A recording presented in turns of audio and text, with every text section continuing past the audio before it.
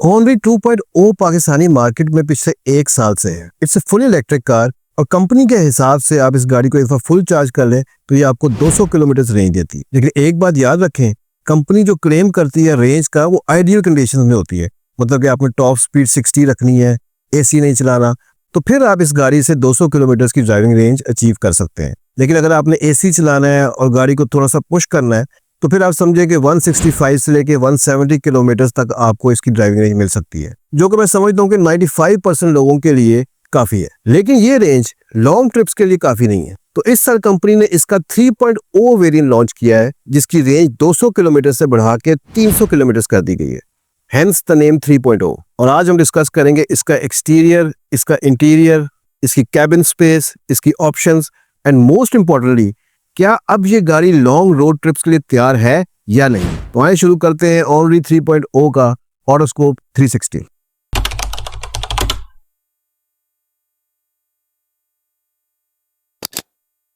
Front look की अगर बात करूं तो कहीं ना कहीं आपको टोयोटा एल्फर्ड की झलक जरूर नजर आई, जो कि मेरे हिसाब से अच्छी चीज है क्योंकि मुझे तो उसका फ्रंट बहुत पसंद।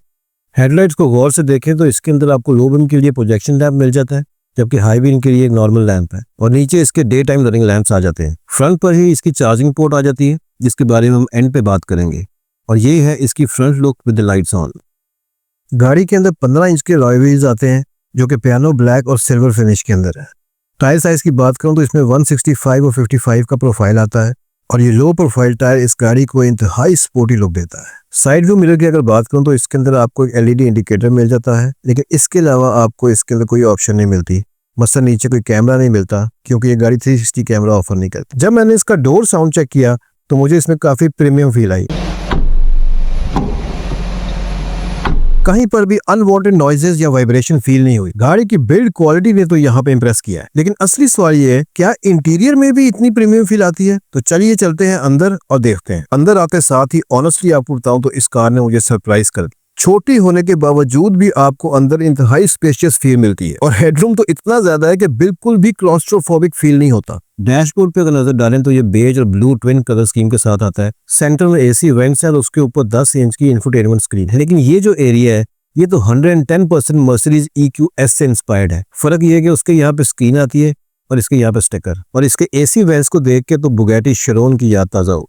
तो जब आपकी इंस्पिरेशन इतने बड़े बड़े ब्रांड्स हो तो एक लग्जरी फील तो ऑटोमेटिकली आ जाती है। लेकिन इसके अंदर जो मटेरियल यूज हुआ है वो सारा हार्ड प्लास्टिक है। इसका तमाम डैशबोर्ड हार्ड प्लास्टिक का बना हुआ है। इसके दरवाजों के ऊपर भी हार्ड प्लास्टिक यूज हुआ है, कहीं पे भी सॉफ्ट प्लास्टिक यूज नहीं हुआ हुआ। इसके अंदर ये 5 इंच का LCD इंस्ट्रूमेंट क्लस्टर आता है। इसके अंदर आपको तमाम नेसेसरी इन्फॉर्मेशन मिल जाती है, जैसे कि यहाँ पे ये बता रहा है कि इसकी अभी कितनी रेंज है, यहाँ पे बैटरी परसेंटेज बता रहा है, यहाँ पे इसका ट्रिप है, ये स्पीडोमीटर है, यहाँ पे बता रहा है गाड़ी रेडी है, अभी न्यूट्रल में है, और ये साइड पे यहाँ पे रेट लिखा हुआ है, इसका RPM को मैंने किया हुआ है। इसके अलावा अगर आपको कोई दरवाजा खुला हुआ रह गया तो गाड़ी उसकी इंडिकेशन भी देती है। राइट वाला खुलेगा तो उसके बारे में बताएगी, लेफ्ट वाला खुला होगा तो उसके बारे में बताएगी। गाड़ी के अंदर रिवर्स कैमरा आता है जो कि काफी वाइड एंगल है, लेकिन ये जो आप लाइंस देख रहे हैं ये स्टैटिक है, ये डायनामिक नहीं है।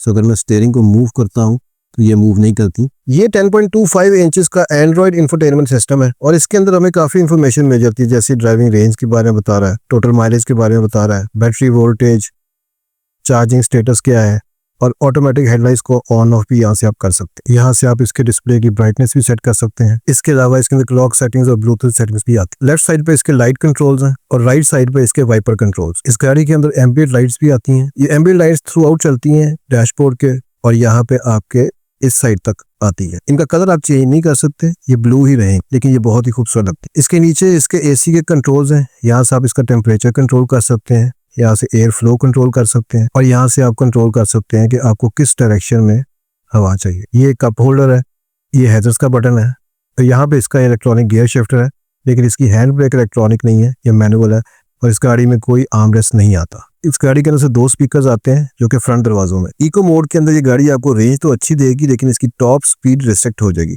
जबकि नॉर्मल मोड के अंदर ये अपनी मैक्सिमम टॉप स्पीड पे जा सकती है जो कि 100 किलोमीटर/आवर। इस रीसेट के बटन से आप इसका ट्रिप मीटर सेट कर सकते हैं। यहाँ से आप इसकी हेडलाइट्स की हाइट एडजस्ट कर सकते हैं और इस स्विच से आप इसका tyre pressure monitoring system activate कर सकते हैं। सेफ्टी फीचर्स की बात करूं तो गाड़ी के अंदर 2 एयरबैग्स आते हैं, एक ड्राइवर के लिए और एक पैसेंजर के लिए। इसके अलावा इस गाड़ी के अंदर ABS और EBD भी आता है। बैक सीट्स की बात करूं तो इस गाड़ी के अंदर इतनी स्पेस है कि लग रहा था जैसे मैं लिमोजीन के अंदर बैठ गया हूं। मेरा नी रूम चेक करें, और हेड रूम का तो किसी किस्म का कोई मसला ही नहीं। और मैंने अपनी टांगे फुल स्ट्रेच करके भी देखी, लिटरली ऐसे लग रहा था जैसे किसी बेड पे लेट गया हूँ, इतनी स्पेस है। इसके अलावा बैक पैसेंजर्स को यहाँ पे पॉकेट मिलती है, यहाँ पे कप होल्डर मिलते हैं, सीट बेल्ट मिलती हैं और ये ग्रैब हैंडल मिलता है। बैक लाइट्स की बात करूँ तो हमें ग्लास की through and through 2 connected lights मिलती हैं, लेकिन इनमें जलती सिर्फ ये साइड वाली लाइट्स हैं, सेंटर वाली इल्यूमिनेट नहीं होती। इसका बूट भी एक बटन दबाने से अनलॉक हो जाता है, लेकिन ये पावर्ड नहीं है, इसको उठाना आपको खुद पड़ता है। इस गाड़ी के साथ जो एक्सेसरीज आती है एक नजर उन पे भी डाल लेते हैं। इसके साथ ये हाउस होल्ड चार्जर आता है, ये स्विच आता है, क्योंकि उसके साथ जो शू आता है वो हमारे यहाँ जो शूज हैं उनसे डिफरेंट है। क्योंकि इस गाड़ी के अंदर स्पेयर व्हील नहीं आता, तो इसलिए इसके अंदर कंप्रेसर और पंचर स्प्रे दिया जाता है। अब आते हैं असल मुद्दे पे, जो हमारी वीडियो का टॉपिक भी है, क्या ये गाड़ी लॉन्ग रोड ट्रिप्स के लिए तैयार है कि नहीं? तो मेरा जवाब है नहीं। 300 किलोमीटर रेंज देने के बावजूद भी कंपनी ने इस गाड़ी के अंदर कमर्शियल चार्जर की ऑप्शन नहीं दी। अब आप सोचें कि ये गाड़ी 0 to 100 7 घंटे में चार्ज होती है। अगर आपको 200 किलोमीटर पे कहीं पे चार्जर मिल भी जाए तो क्या आप 7 घंटे वेट करेंगे गाड़ी के चार्ज होने का? कभी भी नहीं करेंगे। मेरे हिसाब से कंपनी ने एक ऐसा प्रोडक्ट जिसके अंदर बहुत ज्यादा पोटेंशियल है उसको रिस्ट्रिक्ट करके कंज्यूमर्स को ये सोचते हुए मजबूर कर दिया है कि 3.0 लें या अभी भी 2.0 इससे बेहतर है, क्योंकि शहर से बाहर तो ये दोनों नहीं जा सकती। और ऑप्शंस की बात करूं तो दोनों गाड़ियों में स्वाय बैटरी पैक डिफरेंट होने के कोई डिफरेंस नहीं है, तमाम ऑप्शन सेम है। और क्योंकि इन दोनों की प्राइस में 10 लाख का डिफरेंस है, यस आपने सही सुना, 2.0 की एक्स फैक्ट्री प्राइस 40 लाख रुपए है, जबकि 3.0 की एक्स फैक्ट्री प्राइस 50 लाख रुपए है। मेरे हिसाब से 2.0 आज भी ज्यादा प्रैक्टिकल परचेज है।